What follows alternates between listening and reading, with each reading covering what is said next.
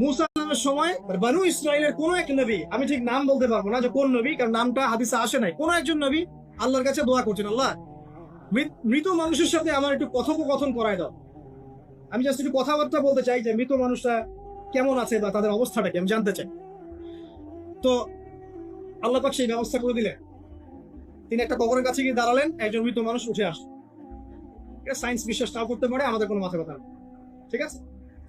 তো এবার তিনি তাকে জিজ্ঞাসা করছেন যে তুমি কেমন আছো, তুমি কেমন আছো, এই মুর্দাকে জিজ্ঞাসা করছেন। তিনি বলছেন যে আজকে থেকে প্রায় 500 বছর আগে আমার মৃত্যু হয়েছে। এই ব্যক্তি বলছেন আজকে থেকে প্রায় 500 বছর আগে আমার মৃত্যু হয়েছে, এখন পর্যন্ত আমার গা থেকে, আমার আত্মা থেকে মৌতের যন্ত্রণা দূর হয় নাই।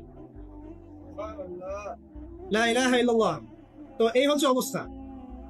আমরা ব্যক্তিগত চিন্তাটা আগে করি, নিজের ফিকির, নিজের কবরের ফিকির, নিজের এলেম, নিজের আমল, নিজের পরিবার, নিজের রিজিক। যাদের জন্য হারামে যাচ্ছেন কেউ সাথে যাবে, কেউ সাথে যাবে না, আপনার গার্লফ্রেন্ড না আপনার বউ বাচ্চা, কিন্তু এগুলো তো শুধু মায়ার বাঁধন, মায়ার বাঁধন না, মায়ার বাঁধন। যদি এগুলো নিয়ামত হয় আলহামদুলিল্লাহ, যদি এগুলো দুনিয়াতে আপনার ফিতনা সৃষ্টি করে আপনি আসহাবুল কাহফ হয়ে যান। কথা বুঝতে পারছেন না? এরপরে যদি সামর্থ্য হয়, আল্লাহ পাক আপনাকে জ্ঞান দেন, আপনাকে পলিটিক্যাল পদ দেন, ইকোনমিক সেকশনে জ্ঞান দেন, ইত্যাদি ইত্যাদি, আপনাকে আল্লাহ যে সেকশনে রাখবেন সেখান থেকে দিনের খেদমত করুন, পারবেন না ইনশাল্লাহ? ডক্টর হয়েছে, রোগীদের ফিস কমায় দেন, ট্রিটমেন্ট ইজি করে দেন।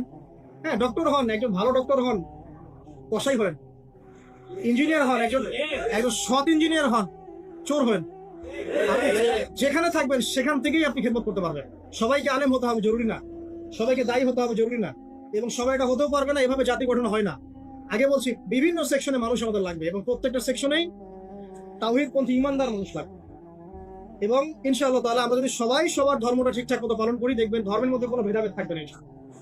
যে যার ধর্ম পালন করুক, কোনো মন্তব্য করতে যাবেন না, ঠিক আছে? আপনি আপনার ধর্ম ঠিক মতো পালন করছেন কিনা এটার দিকে ফোকাস করেন। আল্লাহ পাক আমাদের সবাইকে তৌফিক এনায়েত করুন কথাগুলো বোঝার, আমিন। আর সবশেষে যদি আমাদের এর চেয়েও বেশি কিছু করার সক্ষমতা থাকে, তখন আপনি দিনের প্রচার করবেন, প্রসার করবেন, তাবলীগ করবেন, আল্লাহর পথে মানুষকে ডাকবেন। এর চেয়ে বড় ব্যবসা হতে পারে, কারণ আপনার দাওয়াতের মধ্য দিয়ে যত মানুষ আল্লাহর দিকে আসবে, যত মানুষ হারাম ছেড়ে হালালের দিকে চলে আসবে, সবার নেকি ইনশাআল্লাহ আপনি পাবেন ইনশাআল্লাহ। আল্লাহ পাক আমাদের সবাইকে সবচেয়ে সর্বোত্তম ব্যবসায় অংশগ্রহণ করা তৌফিক এনায়েত করুন, আমিন।